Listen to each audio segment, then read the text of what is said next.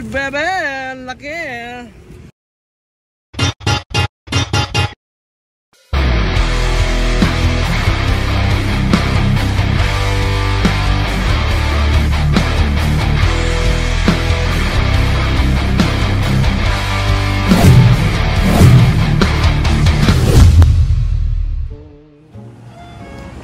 Hi! Yeah! Okay, so dumating na yung ating padala galing sa kung saan man. Yan. So, yan, makita nyo pa ang number ko. Okay, so hindi na ako makapaghintay. Medyo ginabi na. Yan, dito kami sa may tulay, sa may Intramuros Bridge. At buksan natin to. Kasi ang hirap naman kung makalayo-layo tayo dun sa dito sa may port area, pag nakalayo-layo tayo. Tapos naman pala, hindi naman pala pwede. Okay, so buksan natin. Kaso baka kung anong makating ko sa loob eh. Baka mamaya mga wire na pala yung ginikit-kit ko sa loob. Tingnan natin. Taglit, baka makakita nyo pa akin number ko, sino mag-text sa akin, mga basher ko dyan. Baka kung ano pang mga pagtitext nyo sa akin, o kaya i-trace nyo pa ako nasan ako. May mga kagalit naman pala ako dyan. Ito, bakit pabilog talaga to? Buksan na natin, mga kaibigan. Hirap naman buksan ito. Grabe naman pag-impake yan. Kasi before opening, sabi sa Shopee, kailangan may video para may balik. Uy, bebe, laki. Nakikita na natin. Ayos. Ayos man din. Meron siyang pang-oriente. Okay, so may kasamang pang-oriente. May kasamang carburetor. Hindi ko mahugot, ang bigat kasi. Ang bigat, wak-wakin na natin ang boombox para hindi nahugutin, nakapatong na lang sa mismong box. Ganyan din naman. No? Tama, no? Tama. Tama.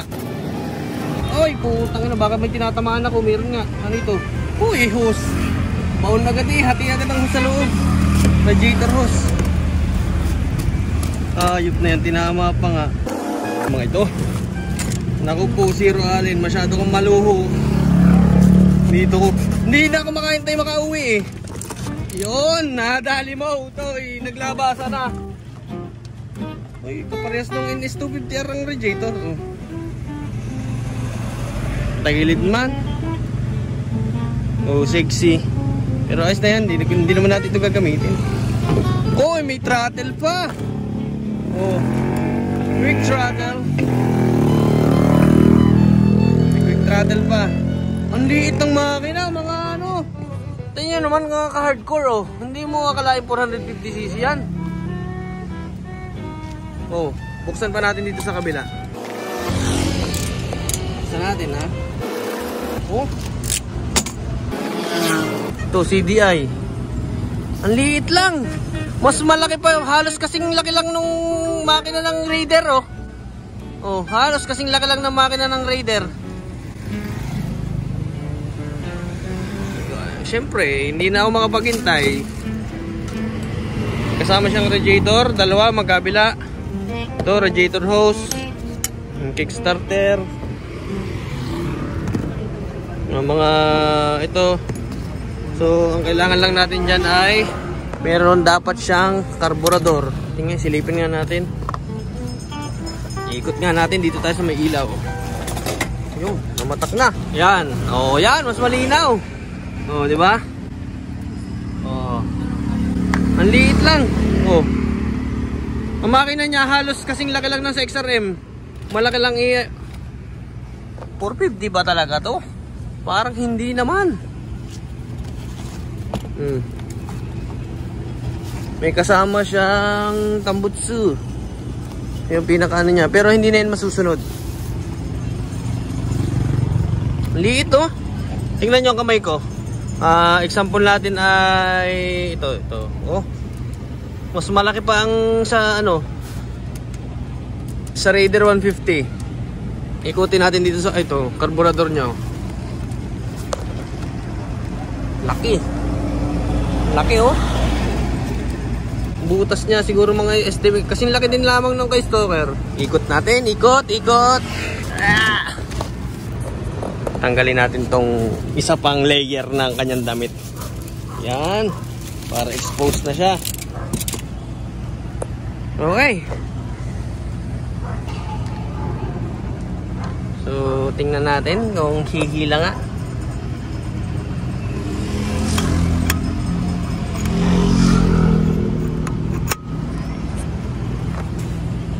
Butas niya, kasing laki lang ng kay Stalker. Oh, kickstart. Tingnan nga natin. Ay, mali. Kakabit na lang ng kickstart, pamali-mali pa. Ay, may ano pala, may tournicles, sorry. So, kabit natin yan sa isang araw. Ayan. Oh, di ba? So, expect nyo na ito, mababago yan. Siyempre, magmumukhang Raider yan. Ito rin. Magmumukhang Raider din yan. Pagmumukhain natin Raider ulit. Tapos, ito mahalaga dyan kasi papamachine shop natin yan. Gagawin nating 428. Okay. So, nice deal. Nice deal. So, ito mga hardcore ay pure carb type. Model 2007. Kasi meron siyang ibinebenta sa akin na ano din, FI, kaso converted yung FI. And ayaw natin ng conversion. Kailangan, gusto natin pure. Mas maganda yung pure power. O, yan na. Okay, yan na. Isang mabilisan. Tanyo ha.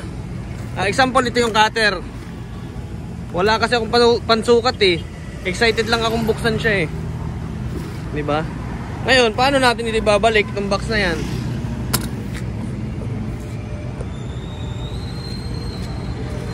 Okay. Tapos yung pagkamakina niya, kasing gaan lang halos ng pang Raider 150. Parang sa sniper ah.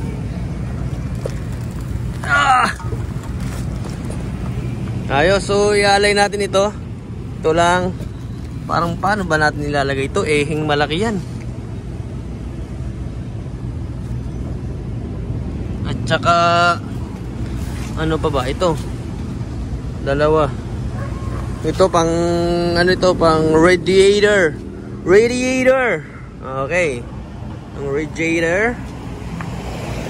At maliit talaga siya. Maliit talaga. Oh. Ang liit kumpara dun sa makina ni Stalker. Pero yung kay Stalker ilang cc yung kay Stalker? 370. Diba? So 370 pang KTM, pang Dominar, pang Husqvarna. Yung tatlong yon magkakaparehas lang yon, pero nagkakaiba sa balance, sa gawa, sa composition at saka sa materyales. So that's why nag-iiba yung kanilang performance. Pero pare-parehas lang yan. Bore size, pare-parehas. So ito, hindi mo akalaing 450 siya. Ganda oh.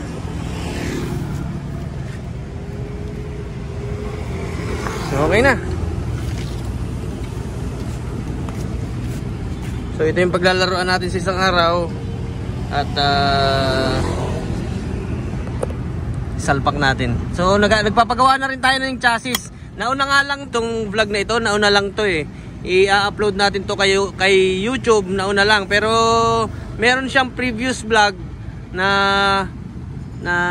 kung ano yung magiging plano natin dun sa magiging chassis niyan. So yung chassis niyan, ang gagawa niyan is si Jesse Ulip. Shoutout po kay Kuya Jesse Ulip ng Hambog ng Mindoro. And siya yung gumawa dun sa chassis ni Axel Teves. Yan. Yung ginagamit ni Boss Axel na chassis sa kanyang KR at saka sa kanyang KTM. Yan. Siya yung nagagawa noon, yung aluminum na yon.